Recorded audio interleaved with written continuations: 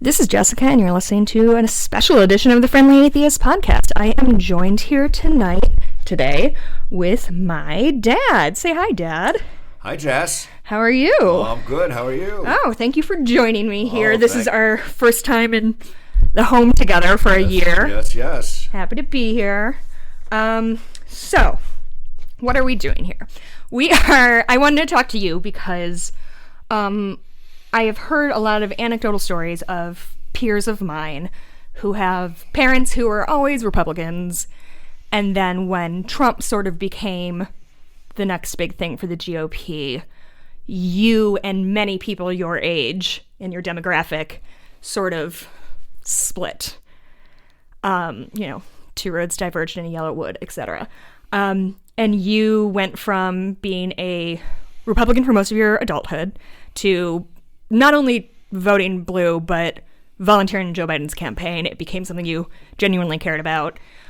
Whereas a lot of people, and I know a lot of your peers, are like into Donald Trump and likely still are. So I just kind of wanted to sort of pick your brain and sort of think about if somebody's parent or somebody did get really into Donald Trump, do you think there's any talking points that are useful? And also, why? Why did you come back to the Democratic Party when you had kind of shunned it for a little bit? So let's start at the beginning, I guess. So you were born in 1949. You were a Democrat up until your 30s? So I kind of became politically aware when most of us did in college. Mm-hmm. High school, you don't know what you're doing. No. And it just so happened when I started college in 1967, it was in the middle of the Vietnam War. I've heard of that. The war was a thing, Mm-hmm. and it was a really bad thing, and it was really, really divisive. Keep in mind, my father and fathers of boomers were basically World War II guys. So, December 8th, 1941, these guys were lining up. They signed up to go. Mm-hmm. They served their country well. Many of them obviously lost their lives. But they won 2 world wars. Mm-hmm. Yeah. You may not like their politics, but they won 2 world wars. They know how to kill other people. So I guess. you gotta give them that. When they came back from the war, there was a big GI Bill. The government spent a ton of money to take care of these guys. Mm-hmm. For the most part, they came back, they finished their education or got their education, got married. I recently learned a statistic that something like 50% of World War II vets ended up starting a small business. Yeah, because all the hardware stores or dairies or just and I only know that because I'm reading a book about how black people were widely excluded from that kind of shit. Yeah, so they came back. They all managed to get jobs. Whether they started, I mean, the economy was booming. Interest rates were nothing, so homes were affordable, and for the most part, their life was the man worked, the woman stayed at home to take care of the kids. Black people were in certain areas, not so nice areas of the city, and then they'd come home and they drank a lot. They like my dad never talked about the war. These guys would never talk about the war, but you could tell it had taken some kind of a toll out of them, as you would expect it. Well, we're talking about an entire generation of men who are probably all have PTSD of some stripe, which we never knew existed. Oh, of course not. We never knew. Rub some dirt on it, you'll be fine. Yeah, exactly. So when Vietnam came, and suddenly we're listening to the Beatles, and our hair is long, and didn't like that. And did you have long hair? Yeah. Such a hippie. It didn't look good, but I had it. The Bluemke family is not blessed with amazing hair. No, we're not. But it was they fully expected their sons to be good Americans and don't question why we're in Vietnam. My country, right or wrong. The fact that there was a great reluctance from many of my peers and me to go fight this war was a real poke in their eye. Do you think your peers had a firm understanding of what the war was about? Because the thing with World War II, right, is That was pretty. Pearl Harbor got bombed. Yeah. That's bad. Let's go get the bad guys. Yeah. Not only did we not know then, if one of your listeners wants to reach out to us now and tell me why we were there, I would be happy to hear. There still is no reason. The domino effect of communism? That if they, yeah. That's all I know. Yeah. And even then, I think at the time when you were growing up, communism was just such a dirty word that it scared the shit out of anybody who heard it. And like, oh, those are the bad guys. Better dead than red. And they were really bad guys. But fighting over there had nothing to do with that. Right. So, we kind of slipped into it. Kennedy sort of got us into it in little baby steps. And then LBJ came along. And honest to God, he couldn't figure out what to do. Nobody, none of the generals, none of the president wanted to be the guy, the first war America lost. That was a huge problem. And how long was the writing on the wall that we were not going to be successful? I think the generals knew it pretty quick, but they couldn't figure out how to get out. So Nixon comes along. I thought he was... I kind of delight in your hatred of Nixon. I thought he was the worst president you could have and the worst guy you could have, and he's still a strong number two. We all had, anybody that of my age will remember the night when you're sitting in a living room and they have the lottery draft. So there's a big fishbowl with ping pong balls. And I was sitting on Nick Dragosik's couch at his, And you were how old? I was 19. Okay. And they did a big one because it was the first time for between like 18 and 22, and then after that they did one every year. The deal was, as long as you were in college and on track for graduation, you had your 2S deferment. If you couldn't afford to go to college or you weren't smart enough to go to college, you were in the Army. It was very, very unfair that way, very unfair. So, it was only men. No women were involved in this, and you just sat there and said, "Oh my God, what's going to happen?" And they were drawing birthdays, right? They were drawing birthdays. They're drawing birthdays. So my number was 149. So I had a couple of years in college. I finished in 4 years plus a quarter. So sorry, I just wanted to clear up. So you were 149, which meant out of the 365 days. So they would say, we're going to take 1 through 50. Yes. Yes. 51 through 100. Yes. And so if we're going to 150... I'm fucked. Yeah. And the year before they went to 175. Oh, fuck. So, boy, you talk about... you're a kid anyways. You don't know what's going on.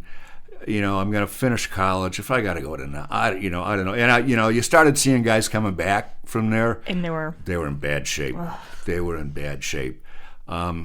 Mercifully, I missed it. They only went to 125, so I dodged a bullet, and it was like suddenly my whole life opened up. So then we kind of morphed into Jimmy Carter. Things got pretty hairy underneath him with foreign affairs, but we were out of Nam. But suddenly Russia became a problem, and Russia became a big problem, right? Republicans, Ronald Reagan et al., we're going to beat these Russians down. The Democrats were largely on the wrong side of that. The give peace a chance crowd. The Russians were absolutely evil, and it took nothing but strength to break them, and so that's what happened. So I supported Reagan. Once again, social issues weren't big for me. Yeah. And like I've said before, there's two kind of brands of Republicans: those that are fiscal conservatives and those that are social conservatives. So I always have been and always was a fiscal conservative. I'm a businessman, but I've always been a social liberal. Anyway, get through George W. Bush. The Berlin Wall came down, which was just Unbelievable. It was George like, H.W. Bush? George H.W. Bush. 92, the Berlin Wall came down. It was just, nobody ever thought they'd see that. I mean, it was just wonderful. Along comes Bill Clinton. I wasn't a big fan of Bill Clinton. I thought he was sleazy. Just shows you how wrong you can be, I guess. But you know what? He did a great job with the economy. Actually, he would have been a great president, great president. But he seemed to have some personal issues. He was a little distracted, I think. He got a little distracted. I mean, and he was sleazy, which is a shame. Yeah. I agree. And that cast a shadow to 2016. George W. Bush came in. The economy under Clinton was roaring. It was just, whether it was what he did, the dot-com boom happened under his watch. So the economy was roaring. The first thing George Bush did, and the budget was largely balanced, the first thing George Bush did was lower taxes. That helped me tremendously, like they all did. But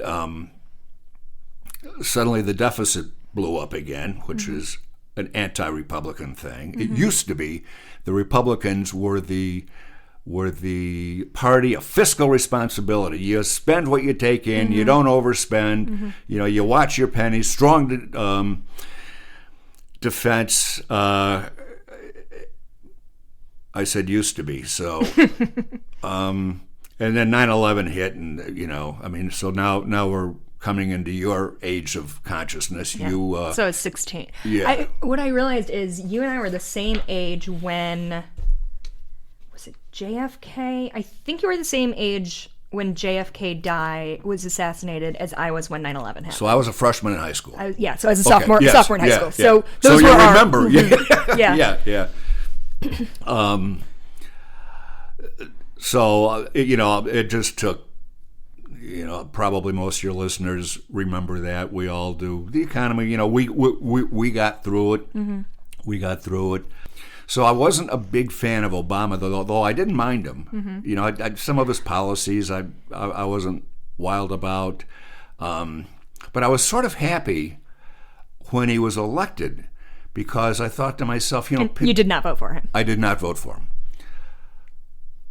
The world and our country is going to see there's a black guy as president, and they're going to see that the world isn't going to come to a stop. I just thought that, maybe some of our racial problems are going to be behind us. So as it works out, I couldn't have been more wrong, and I couldn't be more disappointed. I want to backtrack a little bit before we kind of dig into the Trump years. So I remember when Trump was elected. So when Trump was elected, we did a lot of soul. You and I did a lot of talking. Me and Kevin. Yes. All we talked about. And we talked a little bit about, did this feel like the mid-'60s again? Because in the mid-'60s, we had your politicians were just fucking killed. Because you were an RFK guy. You really liked RFK, didn't you? And, gone. And so I wonder if there is a very similar sense of helplessness that you had, that maybe we had in 2016 of I don't know what's going on and I can't do anything about it. Do you think that's similar or not? It is very similar. I was talking to my brother a few years ago about this, and he said, "Man, this is just such a mess." He said, "I thought the 60s and the 70s and the Vietnam War was bad. It would be hard to rank which was worse, but they were both terrible. They're both very, very bad. That you never want to go through again. And you can't believe you're in it." Yeah. I ain't even driving. So we're in Wisconsin. We're, what are we, 50 miles west of Milwaukee? Yeah. So we're in Lake Geneva, which is a kind of touristy area, and where we are is a lot of retirees. We are a stone's throw from the golf course as we sit, as we often are in Wisconsin. And I remember driving up here in the last couple of years, and the Trump signs become more and more numerous. Absolutely. And it's so distressing. Oh. It's so distressing. Walworth County, where we live, it went 2-1 for Trump both times. Yeah. So, okay, you know what? Let's just jump in. So, let's say 2015. So we have the primaries happening. I'm getting married, so I'm really yelling a lot about that in the general vicinity. But we have a pretty wide Republican field, and kind of, would you say Kasich was the most centrist? Probably. Yeah. Jeb Bush. These were good people that would have been good presidents. Yeah. Certainly better than what we ended up with. Right. And I want to be clear, like, John Kasich, I don't think he's, like, the worst villain in the world. He's terrible on, like, reproductive rights. And the thing is, like, if I don't push back on things, it's not necessarily that I agree with everything you're saying, but I just want it to. I'm not going to, also. But, so John Kasich, and then, Ted Cruz is all the way on the right. Rubio was running. Fucking idiot. He's such a twerp. An idiot. And so when you're looking at this field, did you feel like... Anybody but Trump. Would you have been happy with anybody but Trump, or would you have accepted anybody but Trump? Was there anybody you were stoked about? No. No, I didn't think so. No. Anybody but Trump. I've said that I would have probably voted for anybody on that stage instead of Trump. But the fact that Trump got nominated tells you pretty much all you need to know about the Republican Party, the Republican Party that I used to be a part of, and to watch it just disintegrate under him.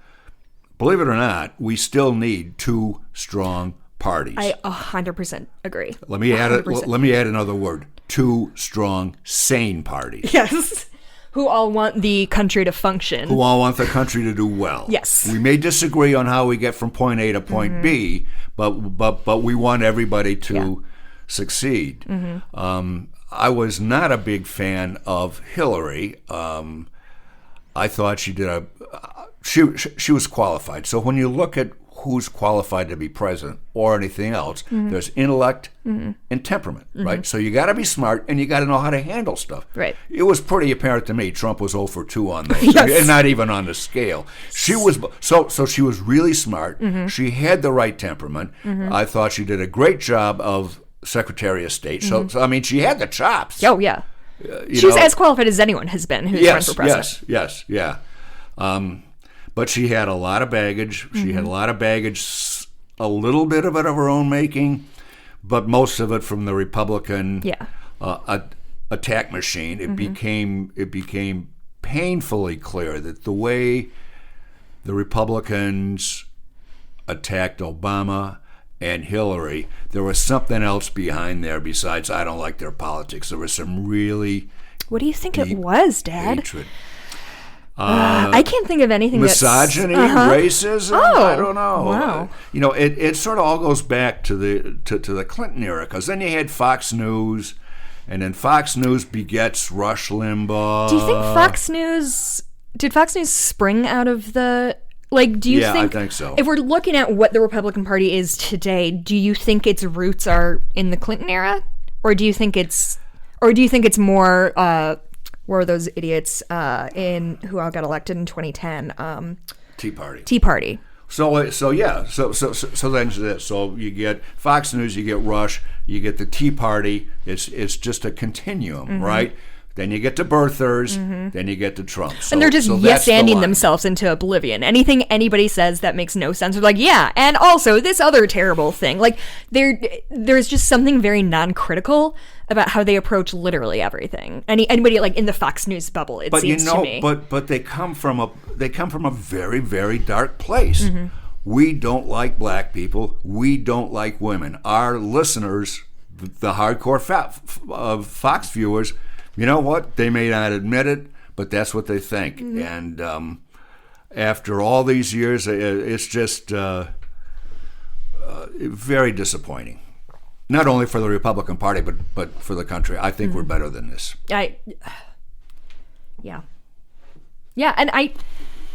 But we're not. You know what I mean? Like, I thought we were too, and I agree. Like, I thought, okay, Obama did a very good, by most accounts, a pretty good job in office, was incredibly popular, and did great overseas. Very articulate. He could answer questions. He understood stuff. Yeah, and smart and compassionate, and and also charismatic and good looking, which will get you very far in life. Yes. But he had it all. Yeah, but except for that pesky race thing. Yeah. So getting back to 2015, the field is narrowing, and then at the end we were with Ted Cruz and Trump, which is the two most embarrassing human beings in the face of the world. Yeah. You also hate Ted Cruz, right? Oh my God, yes. Oh, we were just talking about your senator here who... Senator Johnson? Oh, boy. Despicable. You guys have some lousy politicians in Wisconsin. Yes, we do. Okay, so Trump really was the front runner for the whole time. Yeah. They kind of swapped out second place. Yeah, but he pretty much was... Yeah. Beginning to end. And so it's 2015. You weren't up here yet. You're still in Chicago. Right. So you probably ran with a probably different group of people in Chicago, more or less? Not really, but okay. Whatever. What is, among your other business guy friends, because to me, Dad, you are like the prototypical like capital B business guy. Mm-hmm. You are pro-business. You are a capitalist. Mm-hmm. You believe in the power of hard work to lift people up. Yes. Yes. So when you're talking to your other capitalist friends, did you have people right from the jump saying like, oh, maybe that's what we need. Maybe we need a non-politician in the White House to shake things up. There was a little bit of that. I mean, I don't think anybody realized how awful Trump was. Mm-hmm. But what happened should be no surprise. The only clear excuse was, having an outsider. Everybody runs for president as an outsider. They may have lived in Washington, D.C. for 50 years, but I'm an outsider. They're sitting senator from Maryland. Incumbent presidents run as outsiders. Wait a minute. Yeah. But he really was an outsider. Yeah. Which, unfortunately, in his case, meant he did not understand how politics work or care. And had no interest in finding out. None. Had no interest I heard in it, but he just didn't have the intellectual curiosity to learn anything. None. He walked into the room. He thought he was the smartest guy in the room. Mm-hmm. So it turns out most of the time he was the dumbest guy in the room, and he had all the power. Very bad combination. I remember a couple of years ago, I was thinking about, like, I always knew Trump would be cruel. I always knew he'd be a misogynist. I always knew he was a monster. Right. I was genuinely shocked time and time again about how sincerely dumb he is. Oh. It genuinely shocks me how he's gotten this far and is very obviously not a smart guy. And he talks about how he went to the Wharton Business School or whatever, while talking on the other side of his mouth about how terrible Ivy League education is and only the elites do it, while saying, like, making sure his kids get in there. So I guess we're going to go full bore Trump. Yeah. It should have been, to anybody in business, it should have been a screaming red flag when he wouldn't release his taxes. Mm-hmm. No U.S. bank wanted to deal with him because he was a crook, mm-hmm. right? So he ends up dealing with foreign banks, Deutsche Bank out of Germany. We know he bankrupted a bunch of businesses, including casinos, which is virtually impossible. Yeah, right. That he had this golf course business. Nobody knew if it was making, but he wouldn't release his taxes. Mm-hmm. Well, they're under audit. Well, I mean, it was just one lie after another. Mm-hmm. To me, if you had 1 ounce of critical thinking, you'd say, what's he hiding? Mm-hmm. Mm-hmm. We're going to find out shortly. The Southern District of Manhattan has got his taxes, and they've got him in the bullseye. Yeah. So we'll see how that plays out. But if you had an ounce of sense, you'd say, what are you hiding? Mm-hmm. So do you think it was just the ingrained misogyny?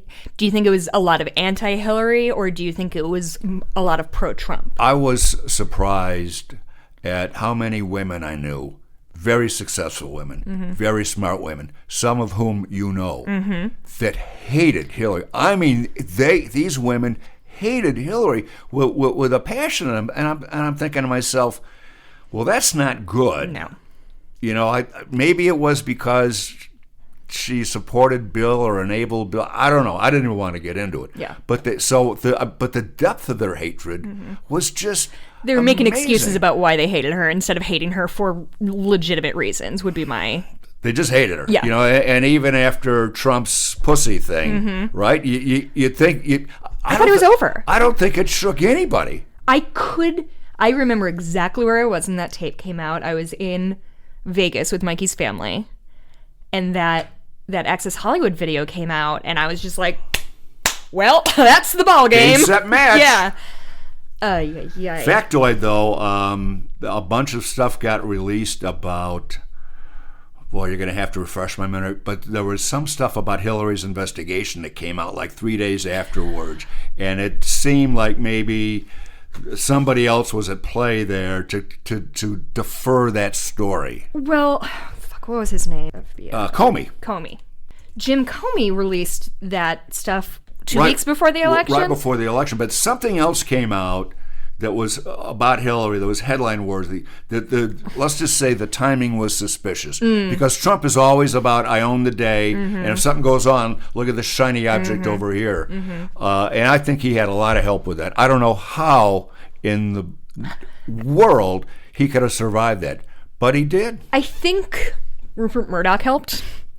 I think the fact that he had friends in the media was... He had friends in the right-wing media. Sure. With maybe, and at that point, if people aren't thinking critically about their sources, they take everything as gospel. And they don't. And they don't. So, but I was just shocked. Just shocked. It's like, come on. You know, one thing about talking politics is I don't think in the history of political discussion one mind has ever been changed. But that's the whole point. The reason I'm here is you changed your mind. You changed your party allegiance. And, like, that's why I thought this was an interesting conversation to have. But I didn't change my values. Right? I mean, my values were always honesty, integrity, you know, that kind of stuff. I was always a social liberal. Right. I was, you know, certainly... not a racist, my goodness. You know, I've got a long history of that. A lot of black friends. Just, you know, my whole thing is I don't care if you're tall or short or black or white or male or female, whatever. Everybody gets treated the same. Everybody should have the same opportunity. So, you know, I was just disgusted with Trump. I did a little bit of work for Hillary. Oh, did you? Yeah. I didn't remember that happening. Yeah. But I thought she was going to win in a walkover. And everybody did, which is why... Yeah. Whoops. Which is why when you look back at the 3 months before the general, everything that happened, every news piece that got published was, well, Hillary is going to win, so we might as well dump on her as much as we can. Nobody could elect this clown. Yes. And then... Well, I mean, you know, she owns a piece of this. She owns a big piece of this. Oh, of course. Like, nobody's blameless. Obviously, she ran a lousy campaign. Obviously, she had a lot of baggage that she just couldn't overcome. And, you know, I mean, she paid a price for it. Her legacy is tarnished. Bill's legacy is tarnished. And we were stuck with this for 4 years. So, talk to me a little bit about when you realized a lot of your peers were not just I'm going to vote for him because I'm Republican and or I hate Hillary. So, but when, like, did you notice a shift between he's the lesser of two evils into he's the greatest patriot that this country has ever produced? I didn't have many of those discussions. You know, up here I've got say 40 guys and women that I know well and play golf with, and quite candidly very, very fond of. And there's still a bunch of them. I mean, look, 75 million people voted for Trump. Right? They're everywhere. They're everywhere. Yeah. There's look just like us. I'm not the only one that you could interview No. with this, because there's a dozen people up here that if you ask these questions would give you, their personal experience would be different. Yeah. But how I got from here to there would be the same. So there's a lot of those folks up here, and you know what? We just don't talk politics anymore. Everybody knows where everybody else stands. There's no use, once in a while in a bar, somebody would say something would blow up for 5 minutes, and it's like, all right, just sit down. We're not here to talk about that. I have found, including family members we have been very quiet. Yeah. Like, oh man, you're never going to get somebody to admit all those wonderful things I said about Trump were wrong, right? That just doesn't come out of people's mouths. Yeah. But when the election was called, I think you sent me the first note on it. This is in 2016? Yes. Okay. No, 2020. Oh, 2020. 2020. Okay. I just told Mom, it's like, you know what? Don't call anybody. Let's just Let's let it play out for a little bit. Let it play out. Let it. We're not going to gloat. That's what they do. We're going to be bigger than that. We're not going to lose friendships over that guy. Which is a stance that you and I have disagreed on many times about that I think that is just a place that you and I will never come together, that I have zero problem cutting if I think that they are a fundamentally bad person. And by that I mean, and I do think that like most people who voted for Trump, if they are not racist, they certainly were okay with a racist. And if they're not a misogynist, they're okay with having a misogynist. To me, those are de facto both of those. They're de facto both of those things, and therefore, and I am a very lucky person. My life is rich with wonderful people. Yes. Don't need your bullshit anymore. Right. You know what I mean? Right. Which is one of the, and I know a lot of people whose relationships with their my peers, whose relationships with their parents were, if not severed, certainly tarnished by the fact that all of a sudden they felt like their parent was in a cult, which is tragic. Yeah. I mean, so you take a bad situation with a lousy guy like Trump, and then the damage that gets inflicted on families and friends and relationships, it's ripples, is horrible. I kind of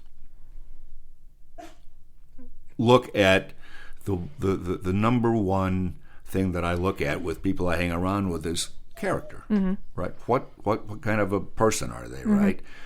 And I've been blessed, a lot of my friends. These guys are very, very strong character, good folks, generally funny. I just shrug my shoulders. Although the one little gloating we did is we saw on Facebook when somebody put a W flag out. The Cubs W flag out. That came out really fast. Yeah. That came out. So I had that flying for a day or so. For context, for my non-Chicago and non-sports fan listeners, the Chicago Cubs have... There's a long... God, I'm not going to do this whole thing. But Wrigley Field sits along the Red Line, which is kind of the main train artery in Chicago. And so back in the day, before people had access to radios and things like that, if they didn't want to wait till the next morning to see who won the ball game, they would fly a W flag at Wrigley Field, a white field with a blue W on it. So when you're taking the bus home, because all the games were at 1:20. And so at 5 o'clock, generally they'd, 6 o'clock, they've been wrapping up, and so they could see who won the ball game on their way home. So then there's also the blue L flag that we see less frequently. And so when Biden won, my dad put out his W flag because it was because also you can't do political flags in here. We're in like a... Right. That's true. Because you said somebody put up a Trump flag and had to take it down. Made him take it down. So that was your sneaky, like kind of. I outthought him. Yeah. Dad, you're so brave. Oh yeah. You're a real warrior. Yeah. Anyway, so Was this the first time in your life that you did not feel comfortable talking to your friends about politics? Because you've always been interested in politics. Sure. And I remember, like, my Uncle Mark, who was a lifelong Democrat. Yeah. And that was, like, a staple of Thanksgiving dinner is Dad and Uncle Mark are going to... And it was never... No. It was never underhanded. It was always a good faith conversation. Yeah. Of two rich white guys discussing, like, the ills of the world. So you had to have always been in a place that you were pretty comfortable stating your opinion, right? Oh, well, yeah. Did you ever feel uncomfortable letting people that know that you voted for W or that you were Republican? Ever? No. So was it then strange to shift into this thing that politics were kind of a thing that we don't talk about anymore? Was that a weird shift? Or did you even notice it? I knew, until Trump came along, I mean, I had a bunch of friends, some of whom that I just... A lot of them grew up in Cicero, in blue-collar areas, who I knew were racist, right? Nobody ever talked about it, but they'd just say stuff, or I know them, and it was just like, you know what, and I just ignored it or just gave them the hand. But it never really came out. I mean, I knew my former boss, Mary. I didn't know. We were friends before I started working for her. I worked for her for years. I've known her my whole life. I didn't know if she was a Republican or a Democrat. As a matter of fact, I just assumed she was a Democrat. She's not. She's a hardcore. No, it just. I mean, why talk about that, right? I mean, people believe what they believe, right? They have the right to do that. As long as, and if I disagree with them, as long as they're not in my face about it, sure. And they're good people otherwise, they, fun to be with, and, so it never came out, one of the horrible things about this, now everybody knows where everybody is and you're judged. If you voted for Trump, you've got, like, you're tarnished. Yeah, and you got your scarlet A. Yeah, you do. And, I mean, it's just, Jessica, it's all the way around bad. And like you said, there's people you won't talk to, there's families that get blown up because of him. I just don't want that to happen to me. I'm going to be bigger than that and smarter than that and not let this jerk drag me into the mud. What was the discourse around here during the Black Lives Matter protests this summer? Or last summer, I guess. As you know, this is a fairly white area. I would say aggressively white, but that's me.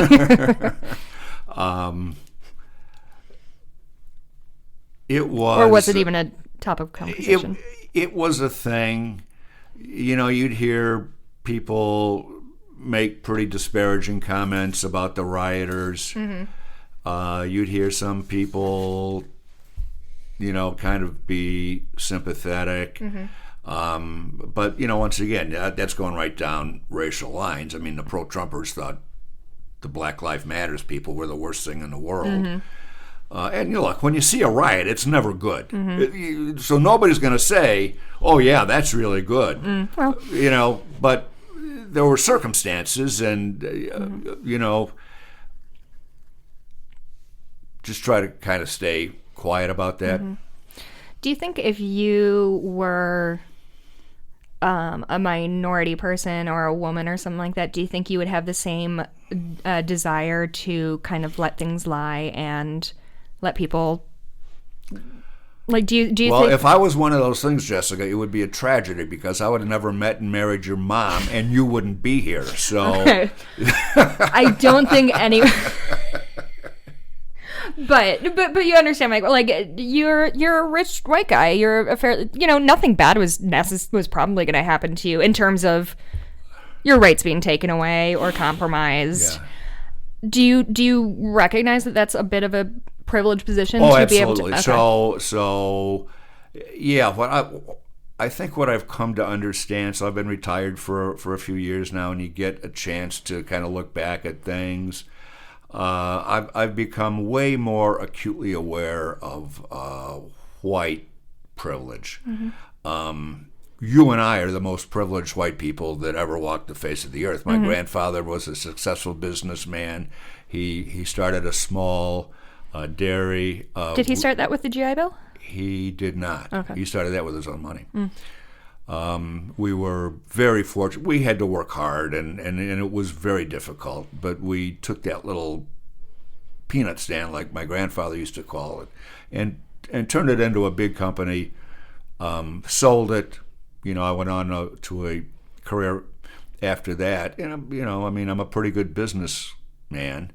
But if I didn't have that opportunity, do I think I'd be living where I'm living now and have had to live? So no. Yeah. So there's a little bit of a dog whistle. You will hear when the Democrats say we want to raise taxes. The dog whistle is many Republicans, many Trump supporters just think all they're doing is they're paying more money to support black people in poor neighborhoods that are too lazy to get off their butt and work themselves. That's their core belief. If they thought about it, which that's they actually didn't, a very succinct way to put it. Think of what their last 3 or 4 generations of their family were, and think of what the last, did they have a house? Did they have educated parents? Did they have good schools? Did they have somebody at home to help them with their homework at night? Right. Did they have to watch their siblings? Right. So the deck is really stacked the wrong way, and I've become more acutely aware of that. I never, thought badly of people. I think I was never one to kind of look down at people and just call them lazy. But they're, most of those people don't have a chance. They don't have a chance. And as a society, we've got to help those people as much as we can, and it's tough. And it's expensive. Kevin has spent, and his wife Maggie spent a lot of time kind of working with disadvantaged kids. I'm very, very proud of that they really, they could go, their teachers, they could go to rich white public schools and make a lot of money. They prefer to stay in the city. I'm very proud of that. So, they lead with their heart. Yeah. Do you think Kevin working on the South Side is part of kind of what opened your eyes to that, or was there anything in particular? Is it just getting older? I don't think my eyes were ever closed to that. No, okay, but you said you feel more acutely aware. But as I've gotten farther away from the day in day out work I did, I had a pretty robust career, and it took a lot of work, and it took a lot of energy. Traveled a lot, met a lot of fun people, met some not fun people, had some great things happen to me, had some not so good things happen to me. It's like a 15-round boxing match. By the time you get out of it, it's like you're punch drunk. So it's like, wow, what just happened to me the last 45 years of my life? So it just takes time to be away from that. And you kind of enjoy the fruits of your labor a little bit, and you're able to travel and do stuff. So there's time to reflect, right? I'm not getting up at 6 o'clock in the morning and jumping on a train or going, oh my God, I think back on those days. I don't know how I did it. So I don't think it was any awakening thing. It was just maybe I had more time to focus on it. Oh, that makes sense. Cool. Okay, so we're at about 45 minutes. I think the last thing I want to bring up is a thing I have gotten frequently criticized for on this podcast, and it is me generally disparaging Republicans in general, Trump voters more specifically. And I've gotten angry letters, angry tweets, all of it. I understand that I am I was going to say a shock jock. That's not even remotely close. I'm a big personality. I don't know if you've noticed that, Dad. I have. Have you? Yeah, oh my God. I don't know where you got that from. Yeah, unclear. I have 2 very mild-mannered parents. And so, this sort of generalization of when I say these Republican monsters are trying to fuck up trans rights or reproductive rights or whatever. My thing with that is like, listen, if you choose to time and time again vote against the interests of people of color and poor people and the people who need your help the most, yeah, I'm fine. Like, I'm fine with saying that. I imagine that does not make you feel good, so I'd like to hear your thoughts on it. I believe in civil discourse. I also believe you're in show business. You've got a show. Yeah. And if you look at the people that have been most successful, Rush and Sean Hannity, they just get out there and just say the most outrageous stuff and get paid obscene amounts of money. I am. Obscene amounts of money. But you wouldn't if you're going to generalize about Republicans, you wouldn't generalize about black people, or you wouldn't generalize about Hispanic people, or you would. I mean, generally speaking, you don't want to generalize. Sure, but there's a difference between judging somebody based on their actions than judging who they are as a fundamental person. But that's not every Republican.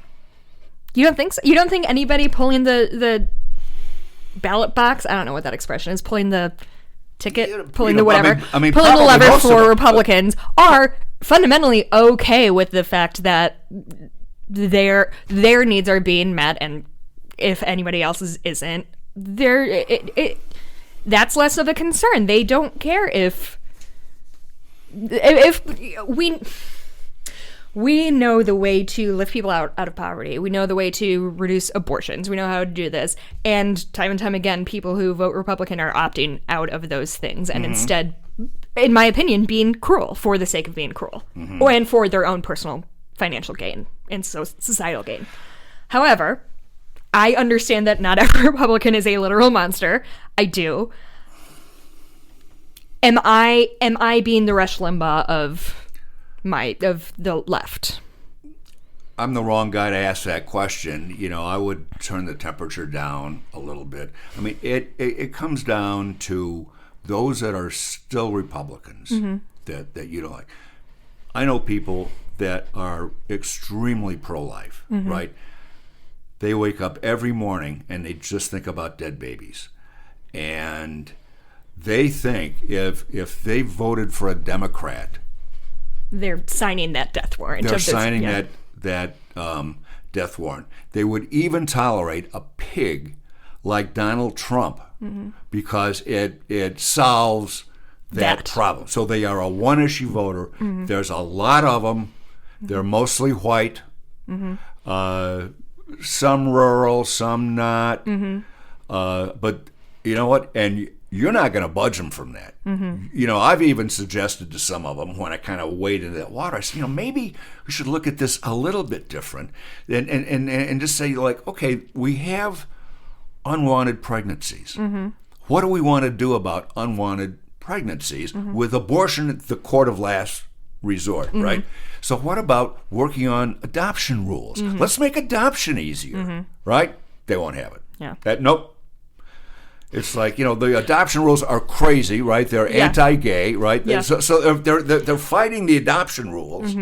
They don't even understand what they're doing is making the problem that they hate so much the problem. Worse. It's so funny that you say that because we've talked about this before, and like, if that was their stance, I would still be like, fuck you. Nobody can tell me I have to be pregnant if I don't want to be pregnant. Like, to me, my bodily autonomy is, if I don't have control of my body, I have nothing, And we can disagree with that about that.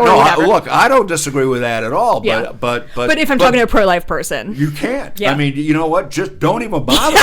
Yeah. Honestly, cross the street because it's not going to end well. Yeah, it's powder keg. Right? And the other people that are Trumpers are just probably people that don't like black people, period. And there's a lot of that. I don't know if it's 50-50, or sometimes it's both, right? Yeah. So, if they've gone through all the crap that Trump put us through and the January 6th riot, I mean, it's like that's not enough evidence to say this is a bad guy that doesn't deserve your support. You're not going to move him. So, my advice that I think that you started with is there's kids that have parents that just are Republicans like I was. I jumped, their parents didn't. What can I do to switch them? Nothing. Nothing. Don't talk politics, and especially don't talk politics when alcohol is involved. Yeah, we've learned that lesson a few times, huh? Okay. Well, Dad, how do you think this went? So far, so good. So far, so good. Nobody got hurt, did they? Yeah, I know. We did talk at length about, at some point, we were just going to have my dad just storm off, and then I would publish it, and we'd both be millionaires. Yeah. Like, fuck this, and then, like, knock over my microphone.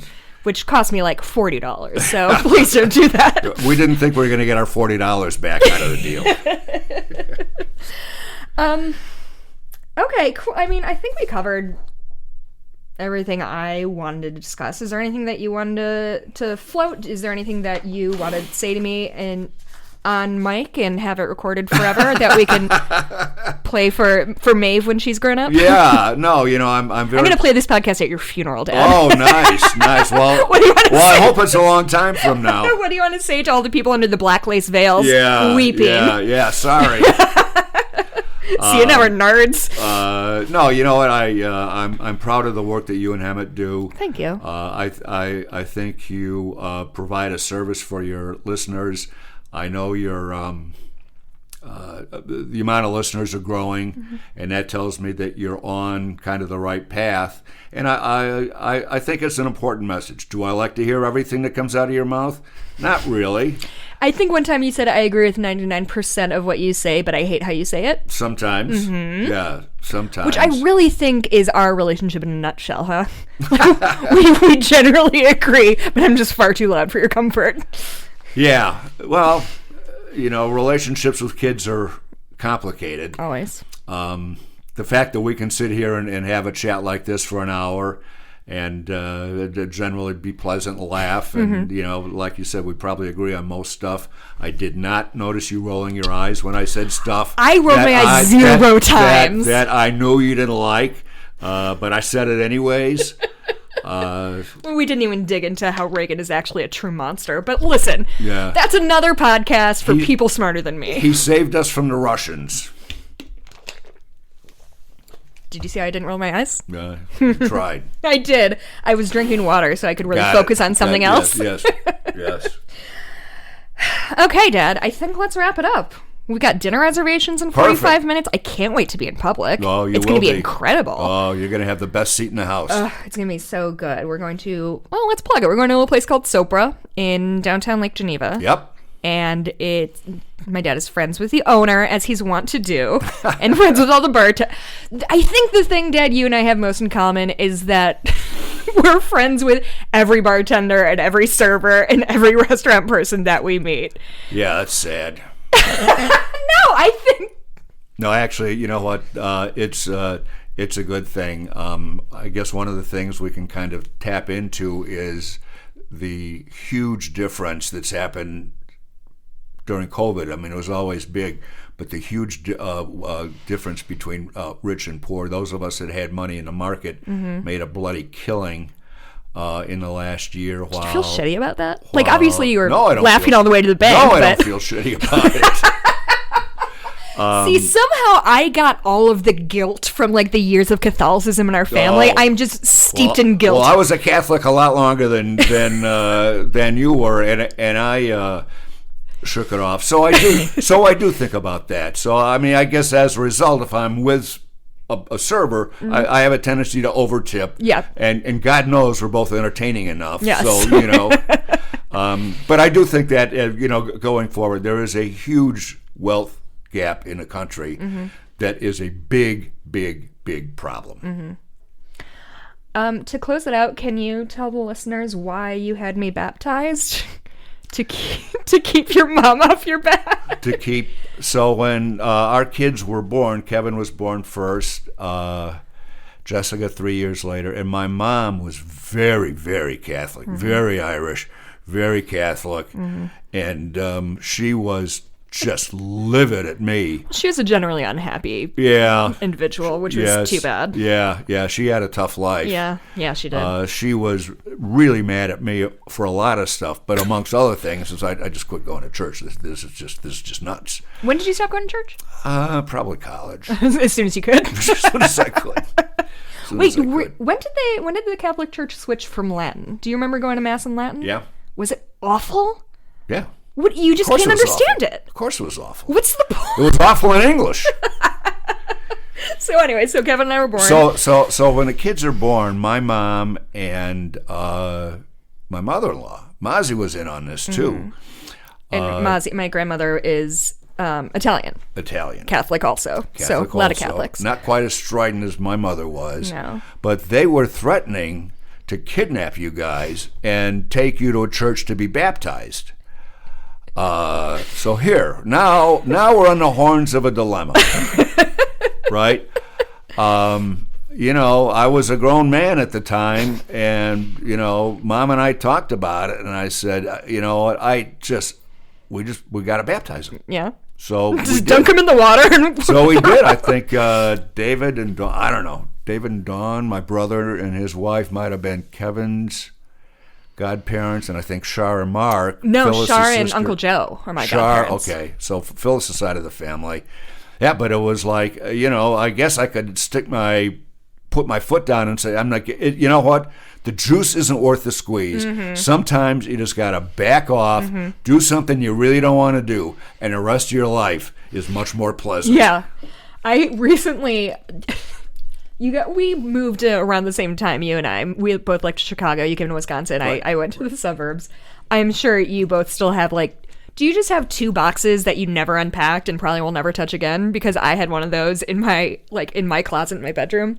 And it was just a 1x1 square box that just had garbage in it, and I just didn't know what to do with it, and so I put it away. It's a real metaphor with how I deal with things. Sure. And so the other day I was like, you know what, Jess? This is it. This is the moment you unpack that box, and I found my baptism certificate. There. I still have it. There you go. What do you think I should do with it? Frame it. Yeah. I'll put it behind. If I ever do put it up for auction for your listeners. See, this is why I need a capitalist in my family. Exactly. That's why I was put on this earth. How do you monetize this thing? Okay. All right, Dad. That's going to do it. Thanks, Jess. I genuinely appreciate you coming on and giving me your time and being willing to talk about this stuff. I know some of it's personal, and I appreciate your willingness to share. Always fun. All right, Dad. Thank you. Thank you.